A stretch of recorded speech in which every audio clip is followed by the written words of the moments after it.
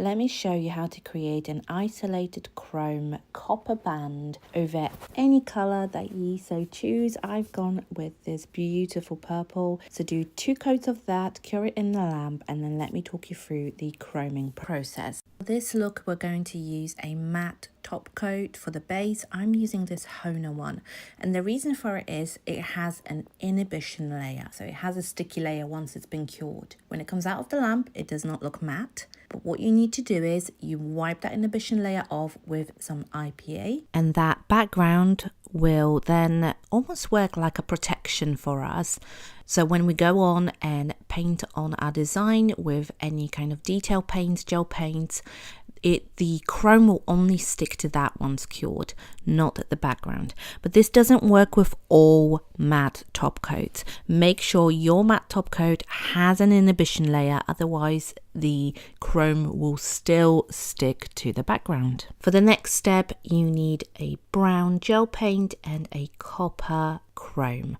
I've gone for brown gel paint rather than black, just because I wanted to soften that copper color on the nail. If you want that copper to really pop, then use black. Make sure you have a palette handy and your liner, and prep your brush ready for painting on the lines. You are not going to get the thickness you want of the band in the first stripe, so keep on going. Use the body of the brush to drag it right through from the top of the nail to the bottom of the nail. And as you can see, those brush hairs are really touching, they're making contact with that nail. So make sure you are dragging them from the top to the bottom. Learn how to use your brush and your bristles, because that's what they're there for. They're nice and long for you to be able to drag it through that gel. And always support yourself with your pinky. That is going to give you a bit more stability there when drawing lines. Once you're happy with the thickness of the line, cure that in a lamp for however long your manufacturer says to cure it for, and then we're going to be ready to chrome it.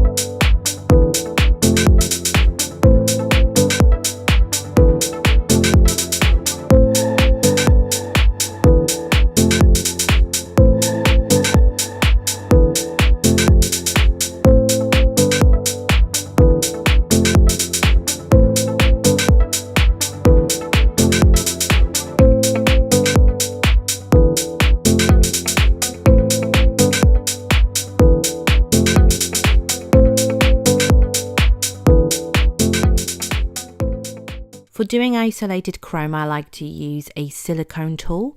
So I've got this little one here, and a little goes a long way. So start rubbing that silicone tool straight onto the gel. And as you can see, that chrome is starting to stick to it beautifully.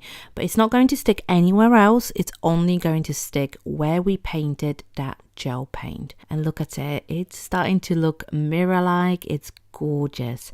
So keep on going until you've covered the whole band.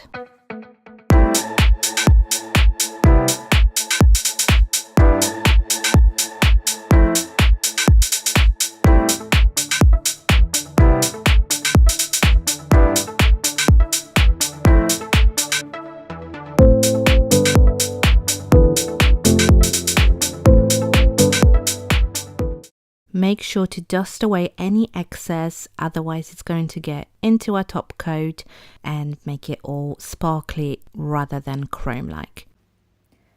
I want to add a little bit more detailing to this band, this chrome band.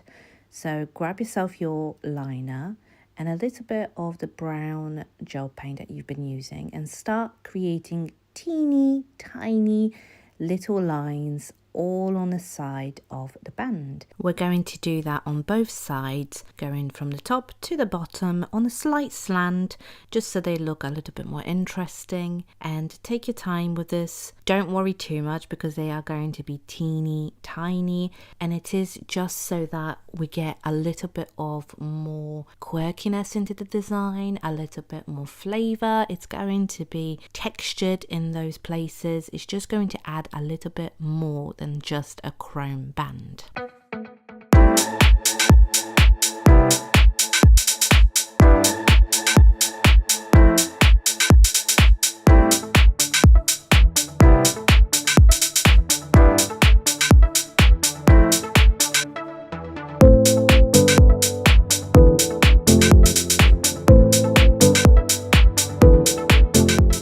Once the gel paint's been in the lamp and cured, you can use your silicone tool and the chrome that you've used previously and just pop that all over those tiny little lines. We want it to blend in but stand out, and trust me, you'll know more what I mean by that when you see your own design.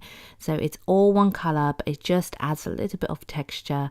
And just look at that, that already looks super cute. Make sure that you dust off any excess. We don't want sparkles, we want chrome. And now we're going to go ahead and fill in that band in the middle a little bit. I'm going to paint on little X's in the middle. So with your liner, start making little lines and then kind of crossing them in the middle. So don't worry too much about how they look. We want it to be a little bit more rustic than structured. As you'll learn over time, I am definitely more of an abstract girl than a structured girl. So keep on going with your X's until you are happy, and we can cure them in a lamp and then chrome.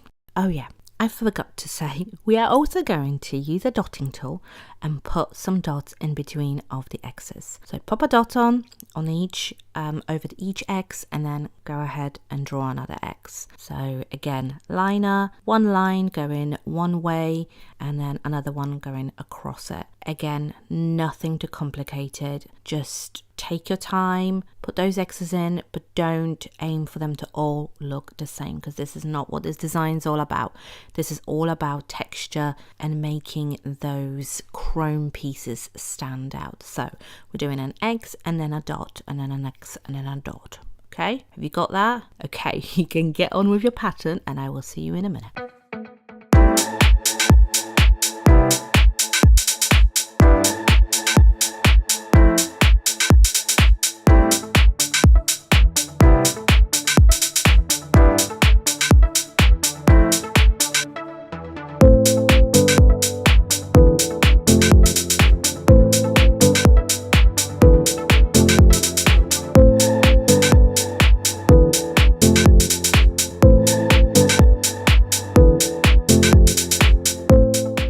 All that's left is for you to cure that pattern in the lamp. Once it's done, use your silicone tool and your chrome, put it all over that beautiful pattern, dust off any excess. We don't want sparkles, we want chrome, and apply a layer of your favorite shiny top coat. Cure it in the lamp and you're done. And you can do any pattern, any shade of chrome, any base color. This is so versatile. I hope you enjoyed.